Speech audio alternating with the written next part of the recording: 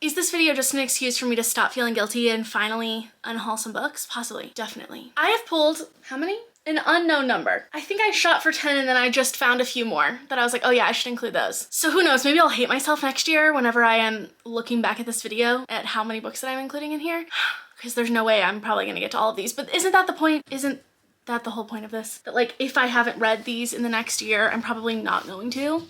And that's the theme for like a lot of the books that I have here today for you. I've never done a video like this before. I should have done one last year when I started my channel, but I literally just didn't think about it. But this is inspired. I've seen Becca from Becca and the Books do this. I've seen Meg from Meg with Books. Yeah, okay, I just want to make sure I had her channel name right. I think Allie from Hardback Order literally just posted a video doing this. But the idea is that I've picked some books here that if I don't read them by this time next year, 12 months, then I'm unhauling them. They're out of here. I will explain a little bit for each of these books, but like the overarching theme for especially this first time around is just like, these are books that have been on my physical TBR for a while that I know if I don't read them within the next year, chances are that like the time frame of like when I would have enjoyed these books is gonna pass. Like I'm gonna grow out of, if I haven't already, my era of enjoying these books and they're just not worth holding on to, so that I can make more room for books that I do want to read. Because here's the thing, is that it looks like this is like my one, like from here to here is my TBR shelf, and it looks like I've got a ton of room right here, but that's because below this yellow couch where you can't see are just stacks and stacks and stacks of books that have no place to go, that I need to reorganize my shelves and find a place for them. Most of them I have read. I've been doing a really good job at narrowing down and not having shit tons of books that I haven't read yet, but part of that journey is this video today. So let's go ahead, go over the books that I have here, and then a year from now, we'll see if I've read any of them. And maybe I'm hoping that I think I might like keep these in their own section, possibly, to remind myself like, hey, you need to read those. I don't know, I'll have to see. I don't know if it would be better for me to incorporate them just like by all of the other books where I'll be constantly looking, because with my ADHD, if like, especially I have my middle grade shelf down here, and since I barely ever see it because it's behind this couch, I like forget it exists. So maybe it wouldn't be good to have them by themselves, but I also feel like if there's somewhere I can see them, but also kind of off by themselves, I'll be like, hey, you want to try to read these? Or maybe you don't. Maybe you're just excited to be able to get rid of them without feeling guilty here in a year. So anyway, let's go ahead and get started. Book number 1, The Sacrifice. Now I just bought this. This is the start of a trend of books that you will see on this list, which is Lexa picked this up at the $5 spot at Barnes & Noble whenever you go into the little Starbucks cafe and they have that little table there that's like, hey, you can buy this book for $5 if you're buying a drink. And I'm like, oh my God, I'm already in line to buy a drink. So like, I might as well, it's $5. Like even if I don't read it, it's $5. And have I read a single one of them? No, I haven't. Thank you for asking. This falls on that list. However, I do think that this is higher up on the ones that I would like to give a shot, because I just read something else from Rinchi Pecco, or I picked up something. Did they write Silver Under Nightfall? I think so. And I think that I'm really, really excited about the premise of that book. So I was just like, oh my God, I forgot I had another book on that list, but I think that this is YA. I could be wrong about that though, so don't quote me. Also, no, I'm not gonna be able to tell you what a lot of these books are about. I'm just gonna be able to tell you why I want to DNF them, or why I want to DNF them. Oh, slip there. Why I'm putting them in this list, possibly want to unhaul them, or at least give them a shot. Because I don't usually read synopsis of books, so I don't often know what they're about, but I could tell you the vibes and why I picked them up.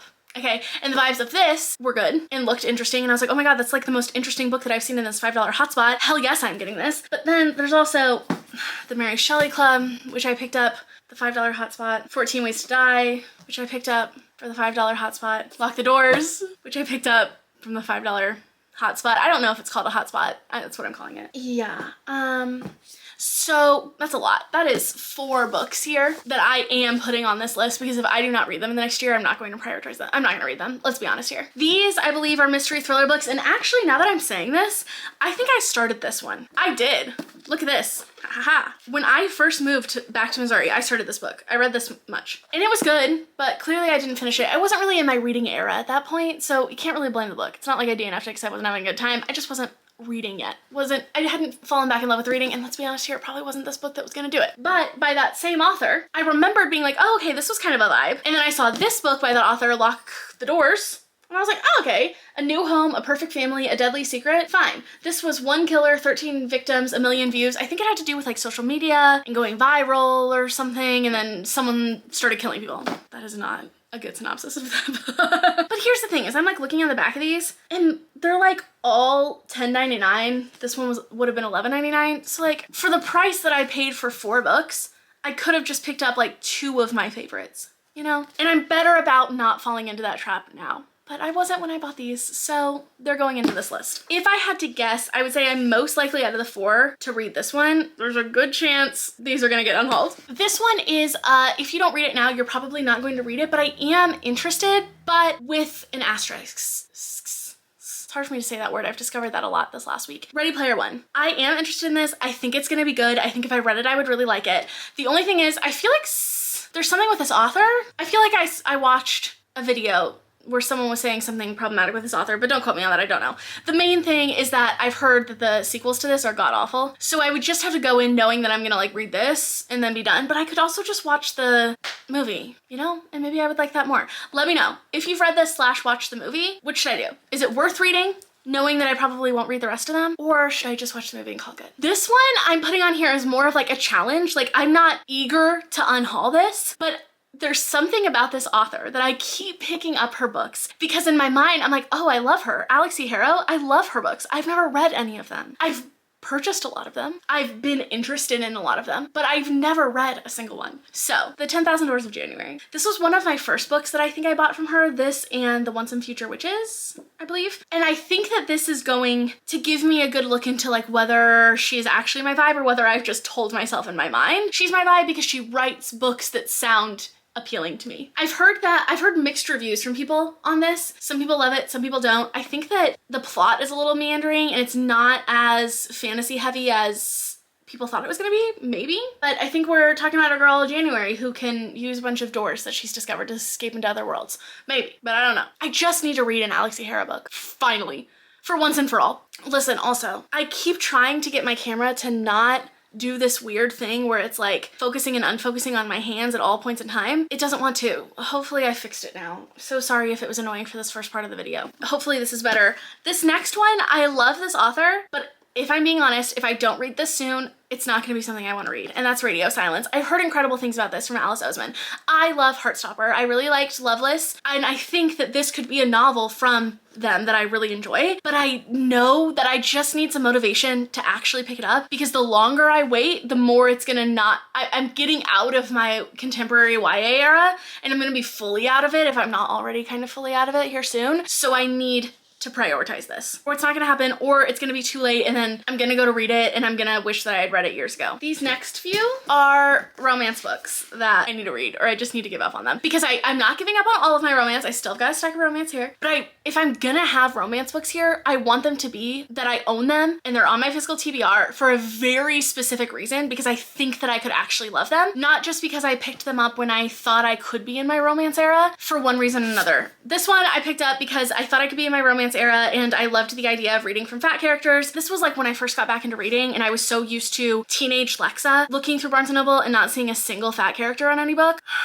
So I just thought it was very limited, and now I know that there's more fat representation and probably better fat representation for books that like I would be more interested in reading than this, which I think the premise is kind of like a Bachelorette kind of thing, but she's fat. But then from what I've heard from people, it's not really romance, it's like more contemporary fiction with like a little bit of romance in it, and it's huge. So if I don't read this in the next year, let's be honest, I'm not gonna read it. Next one is I picked up this romance because I thought I could just be in any queer romance era and I wanted a sapphic romance, not understanding that there are more sapphic romance out there that are probably better aligned with my taste, not just any sapphic romance like this one is.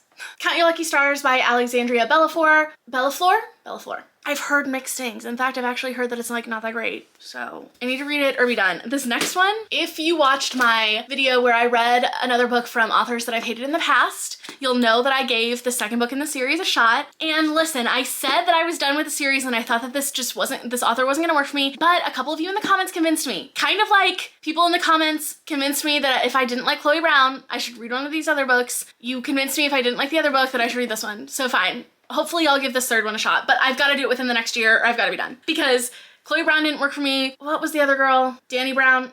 That one didn't work for me. This is the third book in the series, and some of you have said, even if I didn't like those two, I could like this one, and that some of the things that I didn't like about those two are kind of fixed in this one. Either way, I've got to read it and try it, or I need to just let it go and be done. This is definitive gonna make that decision for me in the next year. Then I have 3 more books that are all in here for a wide variety of different reasons.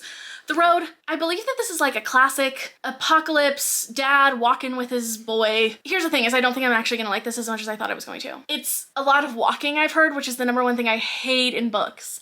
I hate a quest travel story where they're just doing a bunch of fucking walking, and I think this is the walking book. But I do tend to like apocalyptic books. So that's the thing that's been keeping me thinking that I could like this, but I think that there are other apocalyptic books that I could like probably more than I would like this one. So I just need to decide I'm gonna give it a shot or forget about it and not pretend like I'm the person who's gonna read this, which is most likely what's gonna happen. The next one is, I'm gonna be honest here, I think I already said that I was DNFing the series in my series update video. This is gonna be the thing that determines for sure, which is A Venom Dark and Sweet. I think that this is a duology, and the thing that keeps me coming back to possibly finishing it is like, it's a duology. I've already read half of it, and this isn't even that long. So if it is a duology, I could just finish it. This is the sequel to A Magic Steeped in Poison, which I did like, but I have literally forgotten everything about. So at this point, I would have to either reread it or like look up a video where someone explains the entire plot to me or like read a synopsis. And I don't know if I'm gonna do that, but I know that every single day that passes, it becomes less and less likely that I'm gonna do it. So like, I either need to decide I'm gonna read this or decide I'm completely DNFing the duology within this next year. And then last but not least, I picked this up because it was cheap at a thrift shop. I'm just gonna be honest with you. In an era of my life where I didn't really know what my taste in books was like, to know that I need to be more picky with my lit fic kind of books, and that's in 5 years. I think the premise of this is that a girl, like a woman wakes up 5 years from now, and like she's not with her fiance or something, or she's with someone else. That's it, that's all I know. Maybe she has to like start questioning her life and like what she knows to be true about her life based off of like this knowledge that she has of like what her life looks like 5 years from now. And I think I'm probably not gonna read this, and it just needs to get off my shelf. But like maybe, I look at this and I think maybe, but is that enough for it to take up space on the shelf of where I just want things that bring me joy? I don't know if maybe is enough. So how many was this? 13. These are the 13 books. If I don't read them, they're out. Let me know down in the comments if you've read any of them. Let me know if they're worth prioritizing or if they're worth me not worrying about and just letting the clock tick out on them. Oh no, my headphone. This is why I can't have AirPods, because I'm constantly losing them. I have to buy the cheap ones now. I lose them too often. That is it for today's video. If you made it all the way to the end, leave a little like explosion or firework or like emoji, since these are gonna self-destruct in 12 months. See what I did there? Thank you very much. If you enjoyed this video, please don't forget to like and subscribe, and I will see you all next time. Bye!